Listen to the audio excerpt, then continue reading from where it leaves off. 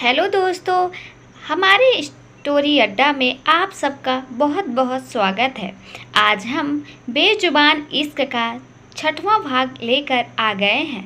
इस स्टोरी में हम लोग अभी तक देखे हैं कि निखिल की गर्लफ्रेंड पायल अंजलि को अपनी पर्सनल डॉक्टर हायर करती है और जब अंजलि उसके घर पहुंचती है उसे देखकर वो मना करती है। तभी पायल गुस्से से खुद को और अंजलि को भी सीढ़ियों से गिरा देती है और ये गिरते हुए देख निखिल वहाँ मौजूद था। निखिल पायल को हॉस्पिटल ले जाता है। तभी अंजलि पुलिस स्टेशन पहुंच जाती है। इसके बाद अंजलि को बचाने शुद्र आता है और शुद्र अंजलि को पुलिस स्टेशन से बाहर करवा के हॉस्पिटल ले जाता है, उसकी दवा करवाता है। उसके बाद निखिल बहुत गुस्से से अंजलि से हॉस्पिटल मिलने जाता है और उसे वहाँ धमकी देता है। अब आगे अपनी किस्मत पर वो हंसे या रोए, आज ये भी अंजलि समझ नहीं पा रही थी। पहले वो अक्सर खुद को ये सोचकर समझा लिया करती थी कि वो एक ना एक दिन उसका पति, उसके अंकल उसे अपना ही लेंगे, लेकिन उसके इंतजार का फल उसे और ज़्यादा दर्द दे गया। उसके अंकल ने, जिन्हें वो अपने पिता समान मानती थी, उन्होंने उसे बिजनेस में फ़ायदे के लिए लगभग बेच ही दिया था। वो अपने ख्यालों में खोई हुई थी कि उसका फ़ोन बजने लगा। उसने आंसू पोंछते हुए अपना फ़ोन देखा। उसकी आंटी का फ़ोन आ रहा था। माँ अकेले ही चाचा जी के पास हैं, वो हो सकता है उन्हें मेरी ज़रूरत हो। अंजलि ने अपने मन में सोचा। हेलो माँ, सब ठीक है ना? आपको कुछ चाहिए तो नहीं? अंजलि ने खुद को संभालते हुए पूछा। अंजलि बेटा, अभी तक तुम घर क्यों नहीं आई? प्लीज़ जल्द से जल्द आ जाओ घर बेटा। सोनिका ने उसे घर आने के लिए कहकर फ़ोन रख दिया। अंजलि के अंकल डिस्चार्ज होकर घर आ चुके थे, लेकिन सोनिका काफ़ी परेशान लग रही थी, जिससे अंजलि भी परेशान हो गई। उसे डर था कि कहीं निखिल ने फिर से उसके परिवार के साथ कुछ गलत ना कर दिया हो। वो जल्द से जल्द वहाँ से अपने घर के लिए निकल गई। अंजलि भागते भागते घर के अंदर आई। हाल में पहुँचते ही उसने अपनी आंटी और अंकल को देखा। उन्हें ठीक देखने के बाद जाकर उसे थोड़ा ठीक महसूस हुआ। तभी उसकी नज़र उनके सोफे पर बैठी एक लड़की पर गई। माया, तुम कब वापस आई? यूँ अचानक, सब ठीक है ना वहाँ? अंजलि ने परेशान होकर उस लड़की से पूछा। 24 साल की वो लड़की और कोई नहीं, इंद्रजीत और सोनिका की एक लौती बेटी माया खन्ना थी। अंजलि की आवाज़ सुनते ही माया ने अपनी गर्दन घुमाकर अंजलि की ओर देखा।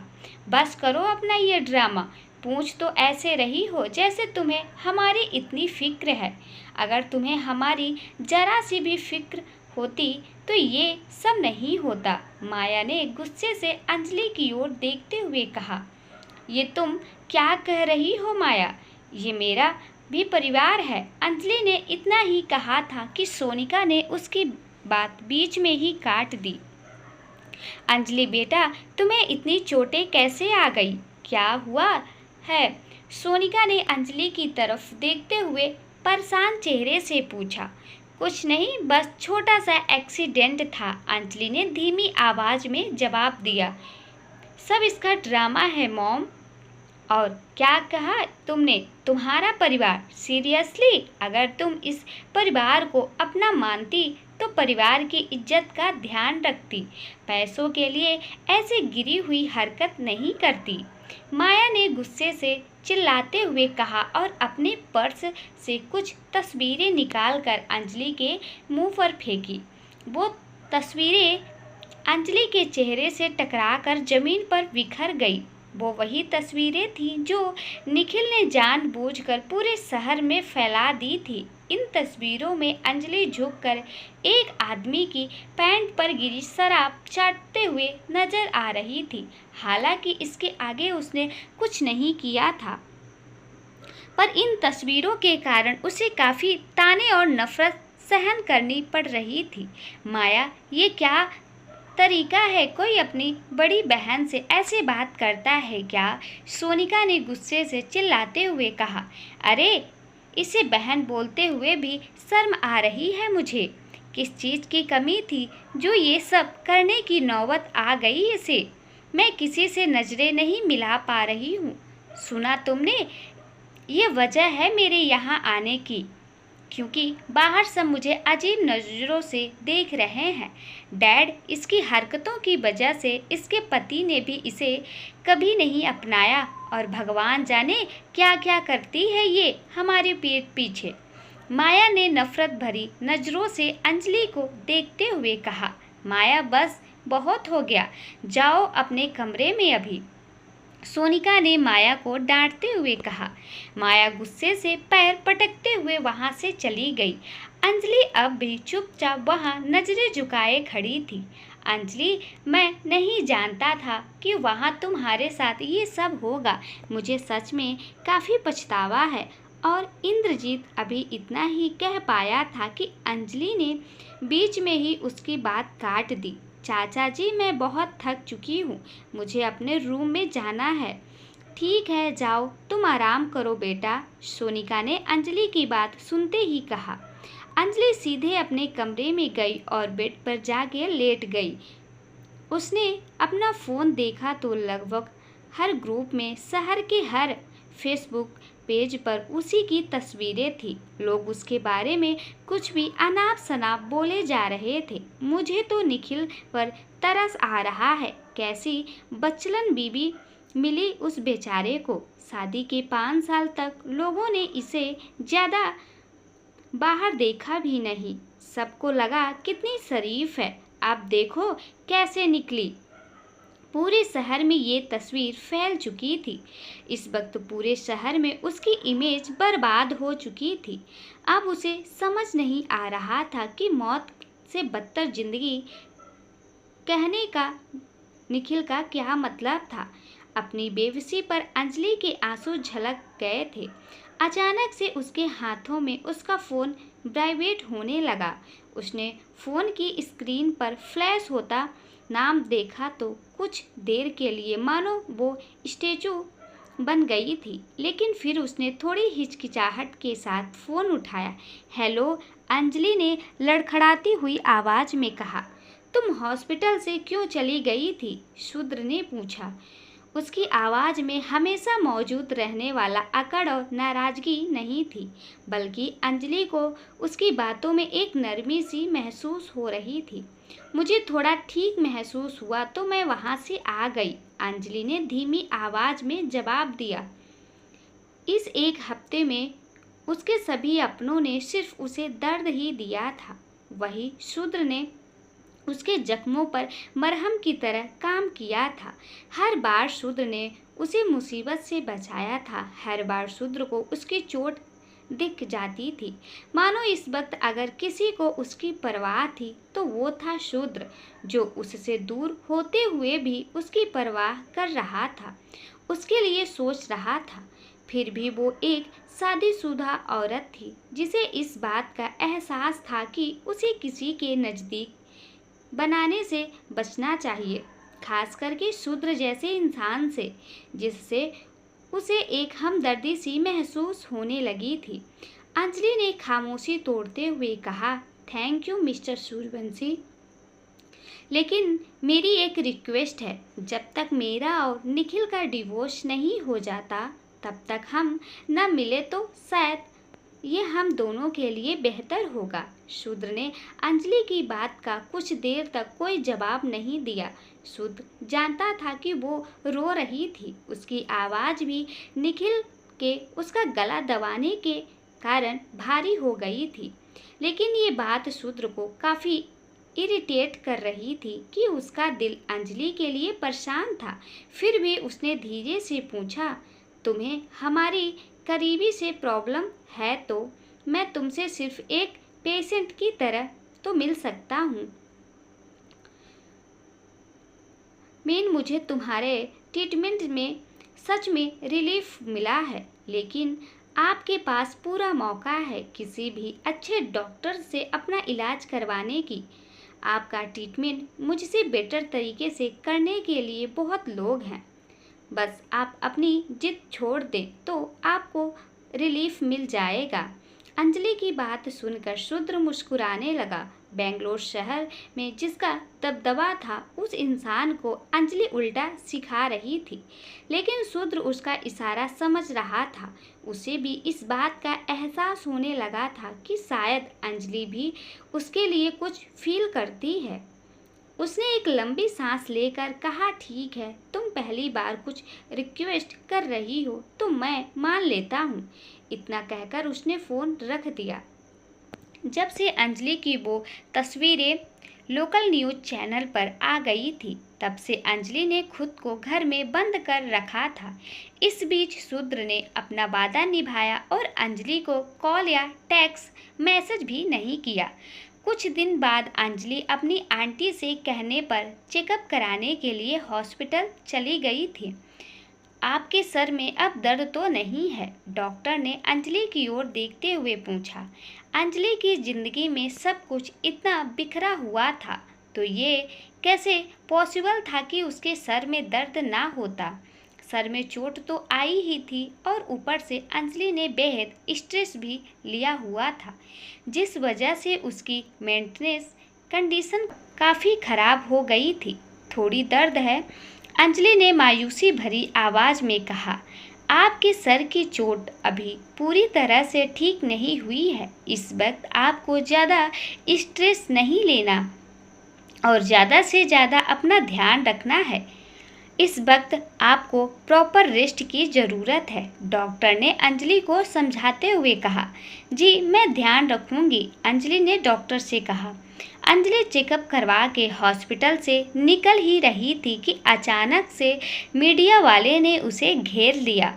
उसे समझ नहीं आ रहा था कि उसके यहाँ होने की खबर रिपोर्टर्स को मिली कहाँ से। सभी को देखकर अंजलि एकदम से घबरा सी गई थी। सभी ने उस पर अपना कैमरा फोकस कर रखा था। सभी बारी बारी से उस पर अपने सवालों का विचार कर रहे थे। अंजलि को समझ नहीं आ रहा था कि वो इस सिचुएशन में कैसे बाहर निकले। इतने बड़े बिजनेसमैन की बीवी होने के बाद भी आपको इस तरह का काम करना पड़ा। क्या इसके पीछे कोई खास वजह है? एक रिपोर्टर ने अंजलि के सामने माइक लगाते हुए पूछा। आपके पति से आपके रिश्ते खराब चल रहे थे, जो आपने ऐसा किया? एक दूसरा रिपोर्टर्स ने अंजलि से कहा। क्या आपका निखिल ओबराय से वो प्यार का दावा झूठा था? पीछे से एक औरत रिपोर्टर्स ने चिल्लाते हुए पूछा। आपको आपके किए पर जरा भी पछतावा नहीं है? इससे पहले भी क्या शादीशुदा होते हुए आप किसी और आदमी के साथ थी? अंजलि के आगे माइक लिए एक रिपोर्टर फिर से बोला। अंजलि तो उन सब के सवालों में इतनी उलझी हुई थी कि कुछ कह ही नहीं पा रही थी। वो आगे कुछ सोच पाती, अचानक से उस पर किसी ने एक टमाटर फेंक दिया। इससे रिपोर्टर्स का ध्यान भटक गया और उन्होंने एकदम से कैमरे में उस शख्स की तस्वीरें लेना शुरू कर दी। अंजलि मौका देखते ही जल्दी से रिपोर्टर्स को धकेलते हुए हॉस्पिटल से बाहर भागने लग गई। वहां मौजूद रिपोर्टर्स भी उसके पीछे भाग रहे थे। तभी अंजलि के सामने एक कार आके रुकी। जो कार किसी की नहीं, शूद्र की थी।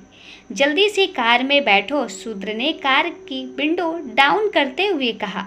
अंजलि बिना एक पल गवाए जल्दी से कार में आकर बैठ गई, जिसके बाद कार फुल स्पीड से हॉस्पिटल से बाहर निकल गई और सीधा रेड लाइट होने के बाद रोड पर रुकी। अंजलि काफ़ी डरी सहमी सी लग रही थी। उसकी आंखें नम सी हो गई थी। शूद्र को भी उसकी इस हालत को देखकर कहीं ना कहीं बहुत बुरा लग रहा था। हालांकि वो अपने चेहरे पर ये शो नहीं होने दे रहा था। शूद्र ने कार के डैशबोर्ड से टिश्यू पेपर निकालकर अंजलि को देते हुए कहा, ये लो। थैंक यू, अंजलि ने कांपते हाथों से टिश्यू लेते हुए कहा। वो टिश्यू लेकर अपने बालों से टमाटर को साफ करने लग गई। उसके हाथ पांव कांप रहे थे और वो चाहकर भी ठीक से खुद को साफ कर नहीं पा रही थी। शूद्र कार ड्राइव करते हुए बीच बीच में उसे देख रहा था। वो भी उसकी हालत समझ पा रहा था, इसलिए उसने थोड़ा आगे जाकर कार साइड में रोक दी और अंजलि की तरफ मुड़ गया। मुझे देखने दो, शूद्र ने अंजलि के हाथ से टिश्यू अपने हाथों में लेते हुए कहा। शूद्र ने अंजलि का चेहरा अपने एक हाथ से प्यार से पकड़ा और दूसरे हाथ से उसके चेहरे को साफ करने लग गया। आप वहाँ उस वक्त कैसे आ गए? अंजलि ने शूद्र को सवालिया नज़रों से देखते हुए पूछा। आज फिर शूद्र ने टाइम पर आकर उसे बचा लिया था, लेकिन अंजलि को समझ नहीं आ रहा था कि शूद्र वहाँ समय पर कैसे पहुँचा था।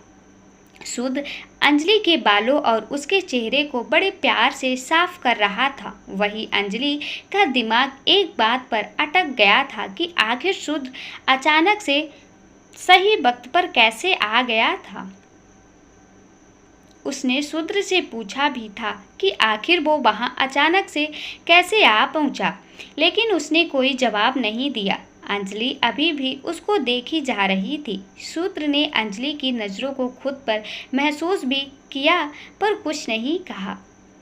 तो अगले ही पल अंजलि ने खुद ही उसका जवाब दे दिया। आप भी किसी काम से आए होंगे ना? मुझे पता है आपके पास बहुत से काम होते हैं। It was just a coincidence ना? अंजलि ने शूद्र को देखते हुए धीमी आवाज में कहा। नहीं, ये कोई कॉन्फिडेंस नहीं था, मैं वहाँ तुम्हारे लिए ही आया था। शूद्र ने अंजलि की आंखों में देखे नॉर्मली कहा और अपना काम जारी रखा। मेरे मना करने के बावजूद आपने ऐसा किया? अंजलि ने थोड़ा चौंकते हुए पूछा। तो अब क्या मुझे तुम्हारी परमिशन लेनी पड़ेगी? इससे पहले तुम्हें बचाने के लिए तो मुझे कभी परमिशन की ज़रूरत नहीं पड़ी, फिर आज ऐसे क्या बदल गया? शूद्र ने एक शरारती मुस्कुराहट के साथ कहा। शूद्र ने अभी जो कहा था उससे लग रहा था मानो ये बस उसके लिए कोई मामूली सी बात थी, पर अंजलि तो शूद्र की बात से हैरान ही रह गई थी। उसे उम्मीद नहीं था कि उसे शूद्र के मुंह से ऐसे कुछ सुनने को मिलेगा। शहर का एक टॉप बिजनेसमैन जो कभी किसी का इंतज़ार तक नहीं करता, हर चीज़ जिसके इशारे पर हो जाती है, वो आज उसका इंतज़ार कर रहा था। तुम हटी क्यों नहीं वहाँ से? शूद्र ने अंजलि से फिर उसी तरह एक सीधे चेहरे के साथ सवाल किया। मुझे कुछ समझ ही नहीं आया, पता नहीं कहाँ से किसने अचानक से। मैं कुछ समझ पाती तब तक बहुत देर हो चुकी थी। आखिर मैंने कभी सोचा भी नहीं था कि मेरी ज़िंदगी में कभी ऐसी नौबत भी आएगी कि लोग मुझ पर ऐसे सड़े टमाटर फेंक देंगे। अंजलि ने उदास चेहरे से एक दर्द भरी मुस्कुराहट के साथ इतना ही कहा था और चुप हो गई। मैं काम से कहीं जा रहा था जब मैंने तुम्हें हॉस्पिटल की तरफ आते देखा।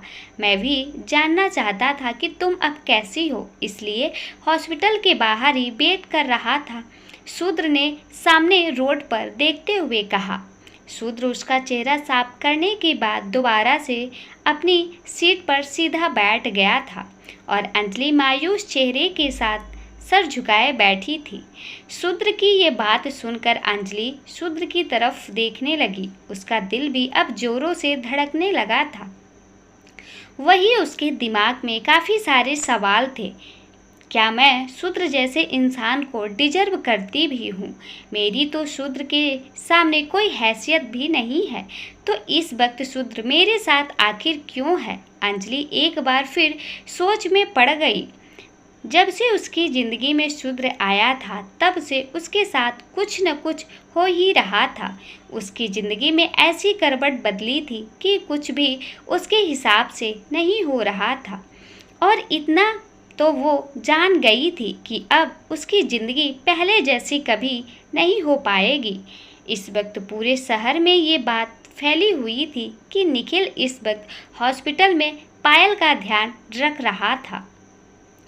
लोगों को अंजलि पर पहले से तरस आ रहा था कि उसका पति किसी और के साथ था। वही उन फोटोज को देखकर अब वही लोग अंजलि के खिलाफ बोल रहे थे।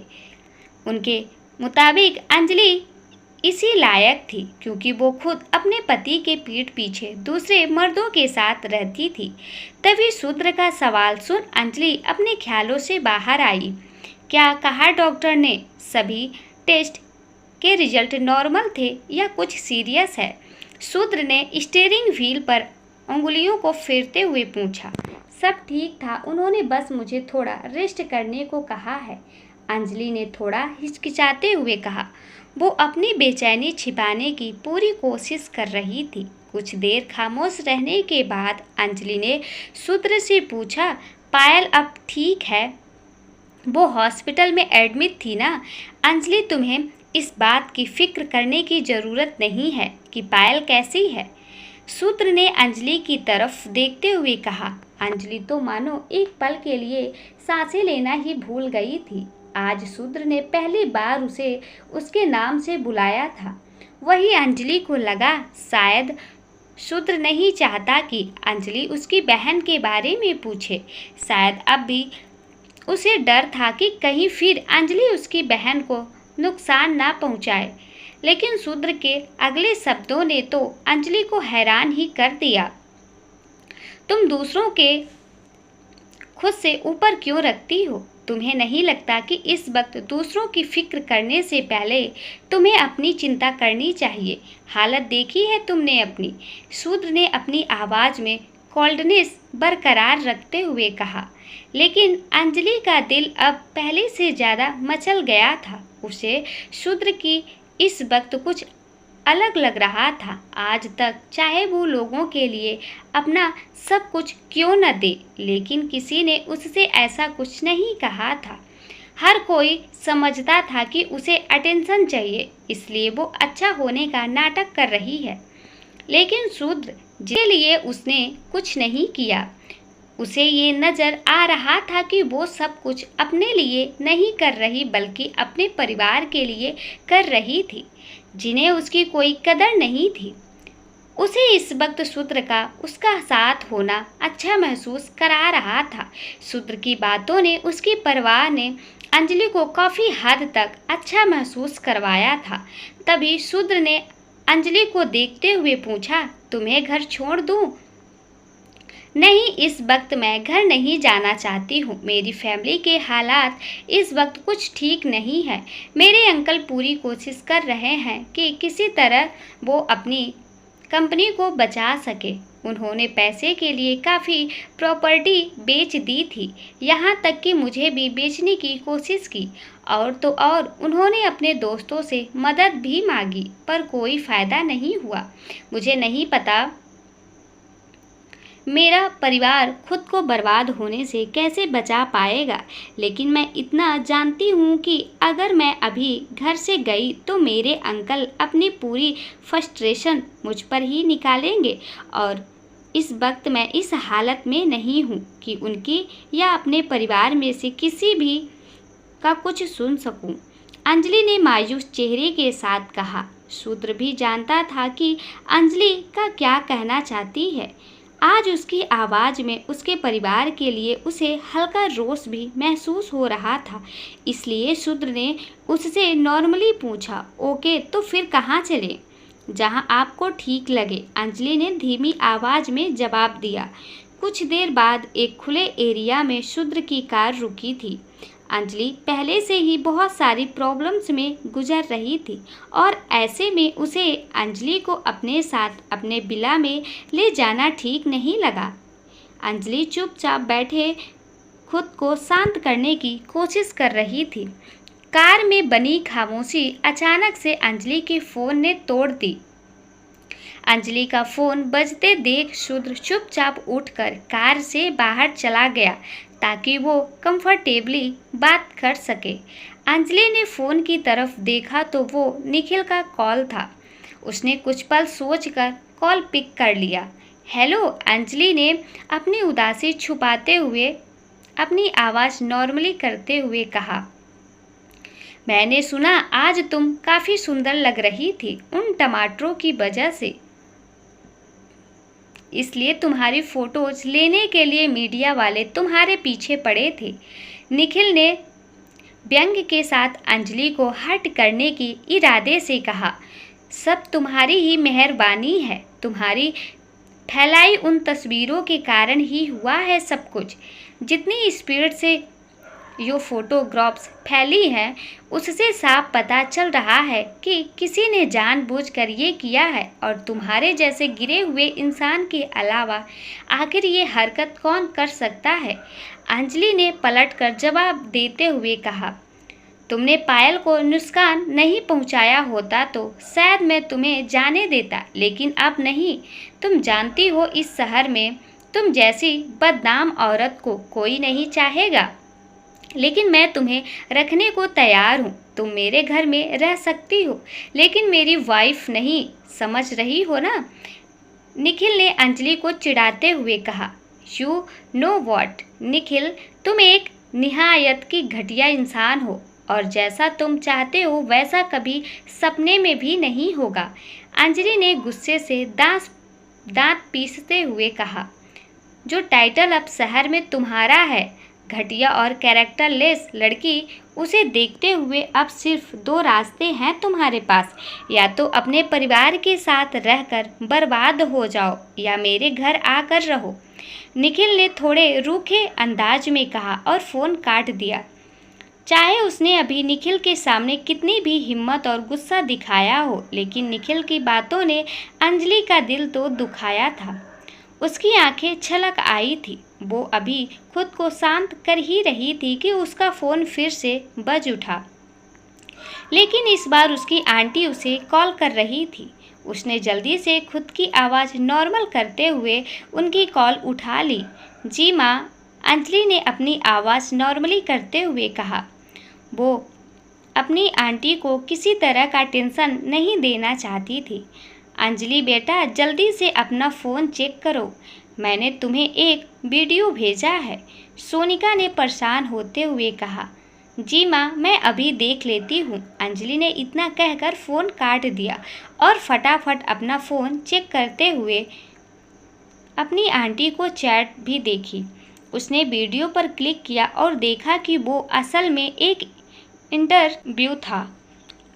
अंजलि के साथ हुए हादसे के बाद मीडिया निखिल को इंटरव्यू लेने भी पहुंच गई थी। निखिल वाइट सूट पहने मीडिया के आगे अपने सख्त और एक्सप्रेशनलेस चेहरे के साथ खड़ा था। मिस्टर ओबराय, आपकी पत्नी की इन फोटोग्राफ्स के बारे में आपको क्या कहना है? एक रिपोर्टर्स ने निखिल से सवाल किया। मुझे नहीं लगता था कि मेरे पीठ पीछे वो ये सब करती होगी।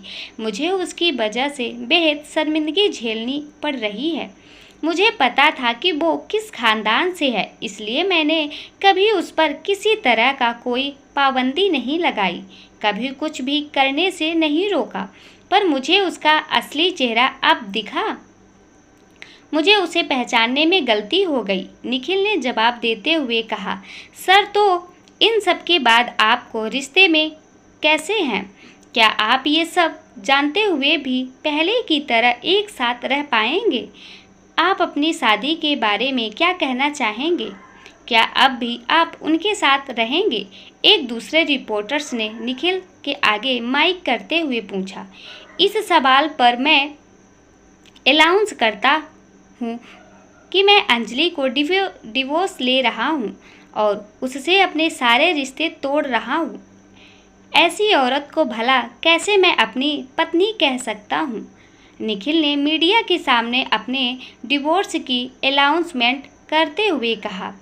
अंजलि चाहे खुद ये डिवोर्स चाहती थी, लेकिन उसका दिल फिर भी काफ़ी दुखा था। आखिर निखिल के साथ वो 5 साल से शादी के बंधन में थी और इसी इंसान से उसने एक वक्त बेहद प्यार भी किया था। उसका दिल मानो फटने वाला था। उसकी आंखें अपने आप आंसू बहाने लग गई थी। वो खुद से बोल उठी, मानती हूँ कि तुमने मुझसे शादी परिवार के दबाव में आकर की थी, लेकिन इस शादी से तुम्हें फ़ायदा ही हुआ था। तुम्हारी कंपनी में मेरे अंकल ने काफ़ी इन्वेस्ट किया था ताकि तुम्हारी मदद हो सके, लेकिन मेरा क्या, मुझे तो इस शादी में सिर्फ दुख ही मिला है। दूसरी तरफ शूद्र जो अब भी कार से बाहर खड़ा था, उसे अंजलि के लिए काफ़ी बुरा फील हो रहा था। किसी अनजान के लिए ऐसा एहसास काफ़ी नया था। वो सोचने लगा, क्यों, मैं जानना चाहता हूँ कि उस पर क्या बीत रही है। अंजलि, वो तो फ्यूचर में भी वैसे ही मुसीबतों से पड़ती रहेगी। अंजलि काफ़ी देर कार में बैठकर रोने के बाद अब कार से बाहर शूद्र के पास आ गई थी। इस वक्त शूद्र भी अपने फ़ोन में कुछ देख रहा था। उसे देखकर लग रहा था कि वो भी निखिल के इंटरव्यू का वीडियो देख चुका था। अंजलि उसके पास आकर खड़ी हो गई और उसने भारी आवाज़ में शूद्र को देखते हुए पूछा, मिस्टर शूद्र, क्या आप मुझे एक सिगरेट दे सकते हैं? रोने की वजह से उसकी आंखें लाल हो चुकी थी और उसकी आवाज़ भी अब भारी भी हो गई थी। शूद्र ने उसकी आवाज़ सुनकर उसकी ओर देखा और एक पल उसे देखने के बाद सिगरेट का डिब्बा उसे थमा दिया। अंजलि ने एक सिगरेट निकालकर अपने ओंठों के बीच रख ली। शूद्र ने लाइटर से उसके लिए उसकी सिगरेट जला दी। अंजलि ने एक दम से सांस अंदर खींच ली, जिस वजह से उसे तेज खांसी आने लगी। आज पहली बार उसने सिगरेट ट्राई की थी। उसे तो सिगरेट पीना आता भी नहीं था। उसने शूद्र को देखा और फिर गला साफ करते हुए कहा, मैं भले ही पहली बार सिगरेट पी रही हूँ, लेकिन मैं बाकियों जैसे सिगरेट पी सकती हूँ। किसी से सुना था मैंने कि सिगरेट से पेन यानी कि दर्द कम होता है।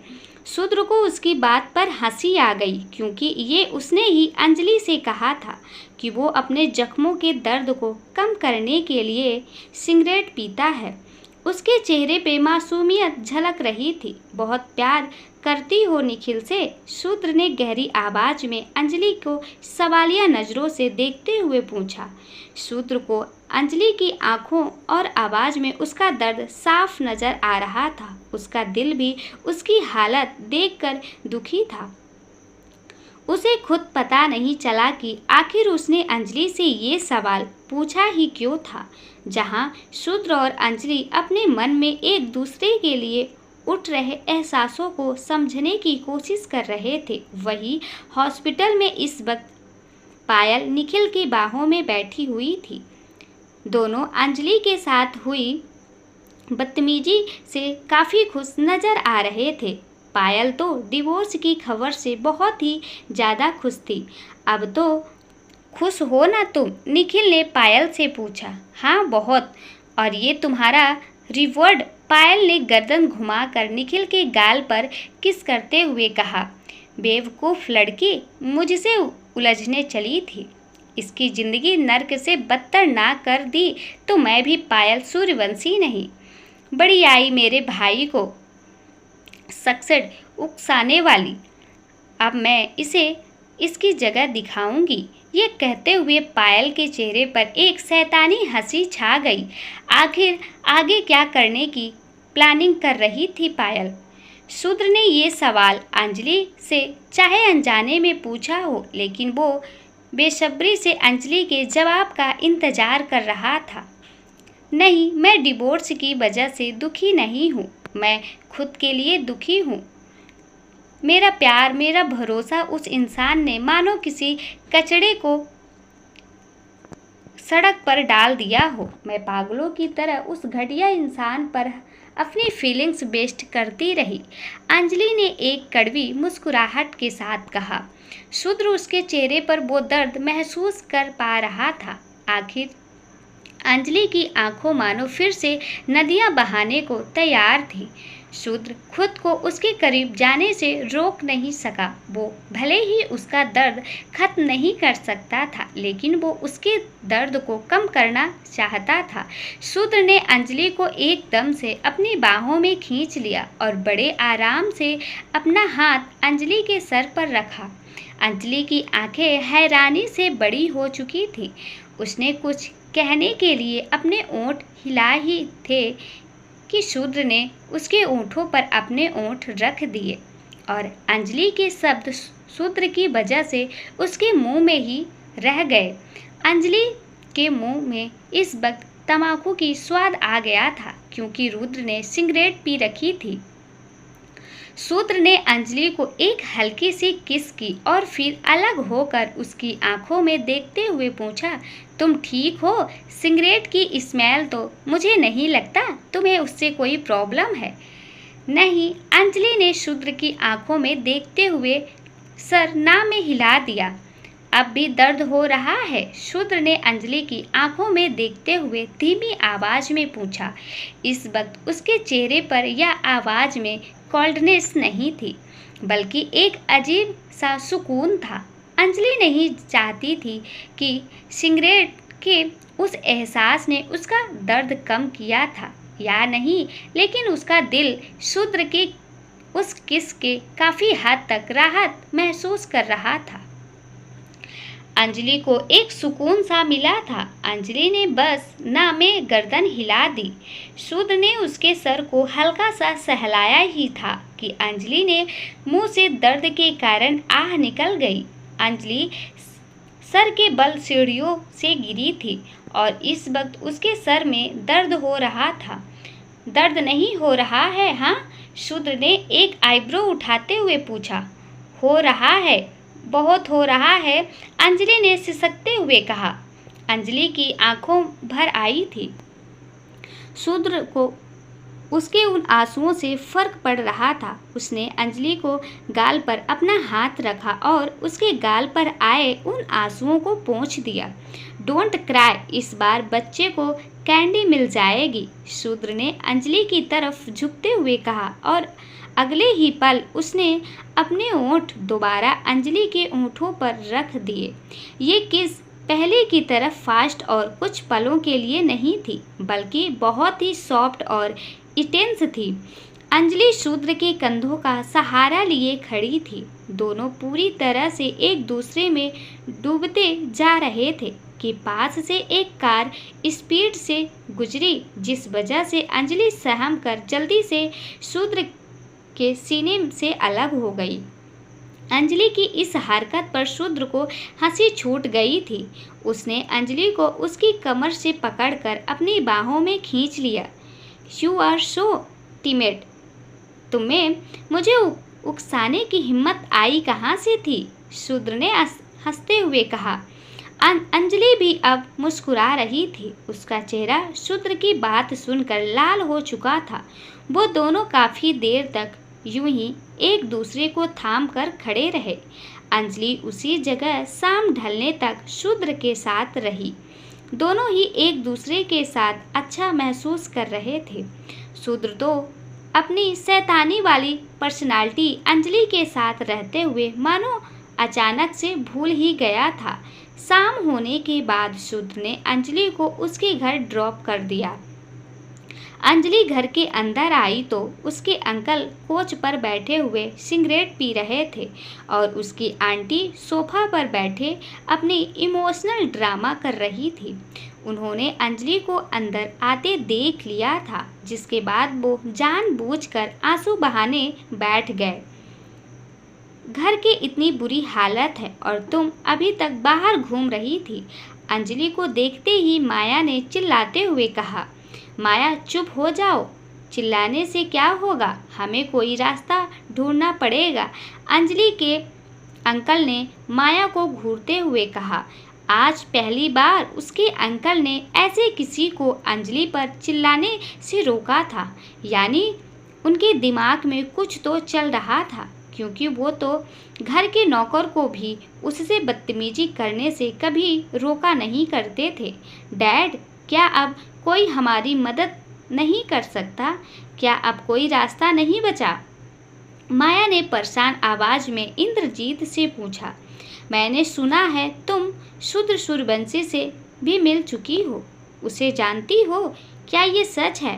अंजलि के अंकल ने अंजलि की ओर देखते हुए पूछा। अंजलि को तो मानो सांप ही सूंघ गया था। वो समझ नहीं पा रही थी कि इस बात का वो क्या जवाब दे। वही माया उसे हैरानी से घूर रही थी। क्या डैड, आपको सीरियसली लगता है कि ये बेवकूफ़ लड़की शूद्र सूर्यवंशी जैसे आदमी तक पहुंच सकती है, जिससे मिलना जानी मानी हस्तियों के लिए भी मुश्किल है? उसे ये कैसे जानेगी? माया ने अंजलि का मजाक लेते हुए कहा। हाँ चाचा जी, मैंने उनसे मिलने का मौका मिला था। वो पायल के भाई हैं। उन्हें तो मेरी शक्ल तक पसंद नहीं है। मुझे लगता है वो हमारी किसी तरीके की मदद करने को राजी नहीं होंगे। अंजलि ने एक कड़वी मुस्कुराहट के साथ कहा। अंजलि की बात सुनकर माया ने उसे घृणा भरी नज़र के साथ ऊपर से नीचे तक देखा। देखना तो तुम्हें कोई भी नहीं चाहता, माया ने नफरत भरी निगाहों से अंजलि को घूरते हुए कहा। कुछ दिनों के बाद खन्ना फैमिली की दिवाला निकल चुकी थी और वही इन कुछ बीते दिनों में अंजलि फिर शूद्र से नहीं मिली। वो जानती थी कि जब तक शूद्र नहीं चाहता वो किसी से नहीं मिलता। उसे लगा अब शायद वो उससे कभी मिलना ही नहीं चाहता था। शायद उसकी ज़िंदगी से शूद्र का चैप्टर हमेशा के लिए क्लोज हो चुका था। शूद्र जो चाहे फर्क पड़ा हो या नहीं, लेकिन अंजलि अक्सर उसे याद करती थी, क्योंकि अब फिर उसे महसूस हो रहा था कि मानो उसकी केयर करने वाला कोई नहीं बचा था। आज जब माया घर लौटी तो गुस्से से तिलमिला रही थी। उसने चिल्लाते ही आवाज़ सुनकर उसके मॉम, डैड और अंजलि जल्दी से हॉल में आ गए। क्या हुआ माया, तुम ऐसे चिल्ला क्यों रही हो? क्या बात है? सोनिका ने सीढ़ियों से नीचे आते हुए कहा।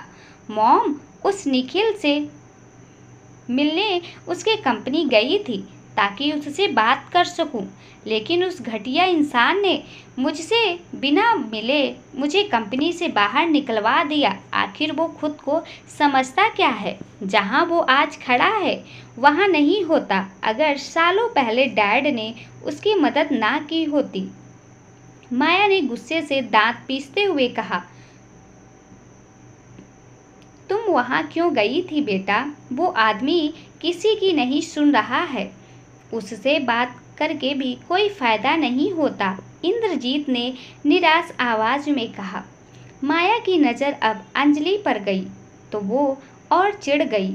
अंजलि तो उसे कभी भी फूटी आंख नहीं सुहाती थी। वो तो उस वक्त भी अंजलि को नापसंद करती थी जिस वक्त उसके मॉम डैड अंजलि को घर लाए थे।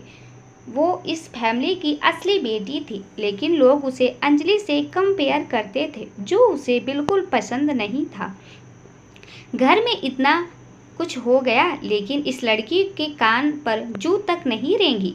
तुम कैसी पत्थर दिल की इंसान हो अंजलि? तुम्हें कैसे इतनी शांत बैठ सकती हो? माया ने अंजलि पर चिल्लाते हुए कहा। माया, इसमें उसकी क्या गलती है? उससे ऐसे बात मत करो, बहन है वो तुम्हारी, सोनिका ने माया को डांटते हुए कहा। मॉम, आप फिर उसकी साइड ले रही हो। आखिर कैसी बहन है ये जो हम सबको इतनी परेशानी में देखकर भी चुप है? मैं आपकी बेटी हूँ, वो नहीं, माया ने चिढ़ते हुए कहा। माया इंद्रजीत ने माया को देखते हुए उसका नाम लिया और उसे चुप रहने का इशारा किया। डैड, जब मुझे पता चला आप हॉस्पिटल में हैं, मैं एब्रोड से वापस आ गई, लेकिन ये लड़की यहाँ होते हुए भी सारा दिन बेफिक्र बाहर घूमती रही। मॉम डैड, आप दोनों ने इसे इतने सालों तक पाल पोस कर बड़ा किया, लेकिन देखो इसे, ये तो इस तरह शांत बैठी है मानो कुछ हुआ ही नहीं है। माया ने अंजलि की तरफ उंगली करते हुए कहा। अंजलि चुपचाप उसकी सभी बातें सुन रही थी। उसने अपनी मुट्ठियां कस कर रखी थी। वो किसी की कोई बात का जवाब नहीं देना चाहती थी। ऐसा नहीं था कि वो परेशान नहीं थी। इस घर वक्त उसने शांत रहना ही चुना था। अपनी तरफ से अंजलि ने इस परिवार को बचाने के लिए हर मुश्किल नामुमकिन को कोशिश कर ली थी, लेकिन कुछ कर ना सकी। अब जब उसके हाथों में कुछ नहीं था तो वो चुपचाप अपने अंकल और बहन की बातें सुन रही थी, ये सोच कर कि वो परेशान थे। देखो बेटा, शांत हो जाओ। मैं जब तक हूँ तुम लोगों को परेशान होने की ज़रूरत नहीं है। इन दिनों इतना कुछ हो गया है कि हम ढंग से खाना तक नहीं खा सके। मैं चाहता हूँ कि हम सब साथ में डिनर के लिए चलें। इंद्रजीत ने शांति से सबकी ओर देखते हुए कहा। अंजलि डिनर का नाम सुनकर परेशान हो गई थी। पिछली बार जो हुआ उसके साथ उसके अंकल के मुंह से डिनर का नाम सुनकर वो घबरा गई थी। वही माया एक कंफ्यूज चेहरे के साथ अपने डैड को देख रही थी। इसके अलावा इस वक्त उनके जो हालात थे उसमें बाहर डिनर करना ये उसके लिए सबसे अजीब था। डैड, घर की हालत इतनी खराब है और आपको डिनर के लिए बाहर जाना है। गॉड, क्या हो रहा है यहाँ? आप टेंशन नहीं ले रहे हैं या मैं बेवकूफ़ों की तरह ज़्यादा टेंशन ले रही हूँ? माया ने चिढ़ते हुए कहा। घर का मसला भी हम सुलझा ही लेंगे, बस डिनर ही तो करना है। जैसे घर पर खाते हैं वैसे ही वहाँ भी खा लेंगे। बस खाना थोड़ा अच्छा होगा तो मन भी थोड़ा ठीक हो जाएगा। और ध्यान रहे, अच्छी तरह से ड्रेस अप होना। किसी को भी पता नहीं चलना चाहिए कि घर के हालात अच्छे नहीं हैं। इंद्रजीत ने सबसे कहा और चला गया। शाम को पूरा परिवार एक साथ शहर के जाने माने होटल में डिनर के लिए आया हुआ था। सबसे ज़्यादा आश्चर्य की बात ये थी कि वहाँ शूद्र भी आया हुआ था। लॉबी में गुजरते वक्त ही शूद्र ने अंजलि को देख लिया था। वो आज यहाँ किसी बिजनेस मीटिंग के लिए आया था। हालांकि अंजलि की नज़र उस पर नहीं गई। आज शूद्र अंजलि को काफ़ी दिनों बाद देख रहा था। वो पहले से भी कमज़ोर हो चुकी थी। उसने काफ़ी वेट लॉस कर दिया था। शायद बीते कुछ दिनों में उसने खाना ढंग से नहीं खाया था। कुछ देर बाद अंजलि अपने परिवार के साथ टेबल पर बैठी हुई थी। उसका चेहरा उतरा हुआ था। वही माया भी उसे देखकर मुंह बनाकर बैठी थी। देखो बेटा, मैं जानता हूँ कि तुम्हारे साथ गलत हुआ था।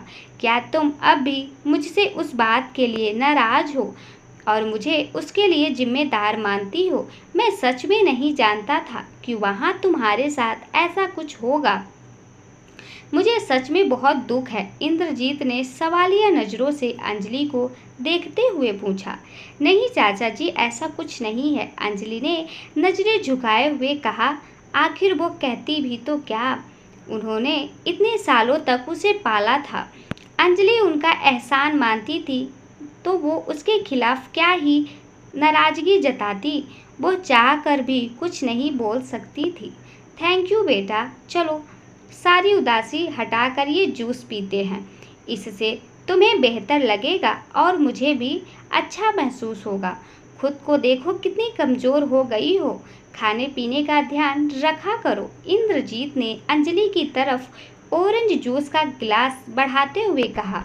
उसने भी अपने हाथ में जूस का गिलास पकड़ा हुआ था, जिसके चलते अंजलि को कुछ भी अजीब नहीं लगे, बल्कि अंजलि के अंकल उससे प्यार से बात कर रहे हैं।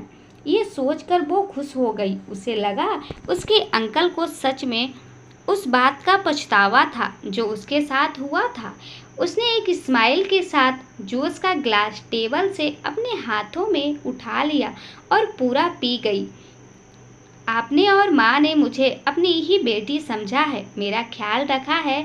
आपने मेरे लिए जो किया है वो मैं कभी नहीं भूल सकती, अंजलि ने एक स्माइल के साथ कहा। लगभग 20 मिनट बीत चुके थे।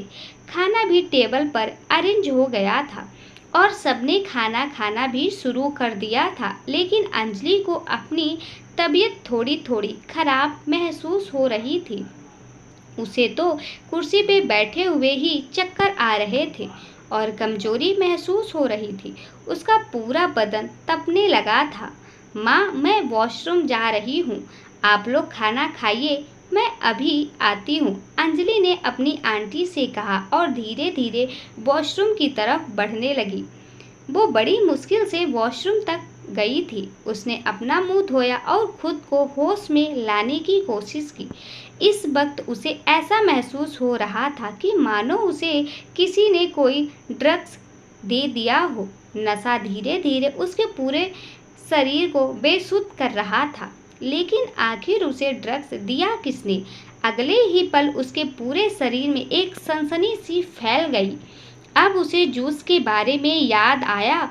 उसी जूस को पीने के बाद उसके साथ ऐसा होना शुरू हुआ था। इस ख्याल ने उसे अंदर तक तोड़ रखा था कि एक बार फिर उसके अपनों ने उसे धोखा दिया था। उसके अंदर फिर भरोसा जाग कर उसके भरोसों को पैरों तले रौंद दिया गया था। वो लड़खड़ा कर गिरने ही वाली थी कि उसने दीवार का सहारा ले लिया। इस वक्त अगर वो नशे में ना भी होती तो भी अपने परिवार के इस चेहरे को देखने के बाद अपने आप को संभाल नहीं पाती। उसकी आंखें नम थी। वो बाहर जाने के लिए दरवाजे की तरफ मुड़ी ही थी कि अंजलि को कोई सामने से अंदर आता हुआ नजर आया। हेलो अंजलि, काफ़ी दिनों बाद मुलाकात हुई। अंदर आते सख्त ने एक बहुत ही घिनौनी मुस्कुराहट के साथ कहा। ये और कोई नहीं मिस्टर मल्होत्रा थे, जिन्हें देखकर अब अंजलि को काफ़ी हद तक समझ आ गया था कि उसके साथ क्या हो रहा था। इस वक्त वो पहले से भी काफ़ी बेबस थी और खुद को बचा पाने की हालत में भी नहीं थी। तुम यहाँ क्यों हो? वहीं रुक जाओ, अंजलि ने लड़खड़ाती आवाज में घबराते हुए मिस्टर मल्होत्रा से कहा। अंजलि की इस वक्त काफ़ी डरी हुई थी। उसे वहाँ कोई भी नज़र नहीं आ रहा था जो उसकी मदद कर सके। उसके दिमाग में हजारों सवाल थे। उसके अंकल ने फिर उसे एक बार किसी जानवर की तरह शिकारी के हवाले कर दिया था। क्या सच में इस परिवार ने उसे अपने फायदे के लिए पाल पोस कर बड़ा किया था? आखिर आज उसे कौन बचाएगा? तो दोस्तों, ये आगे की स्टोरी जानने के लिए आप हमारे चैनल को सब्सक्राइब करके रखिए और आप सबका बहुत बहुत धन्यवाद।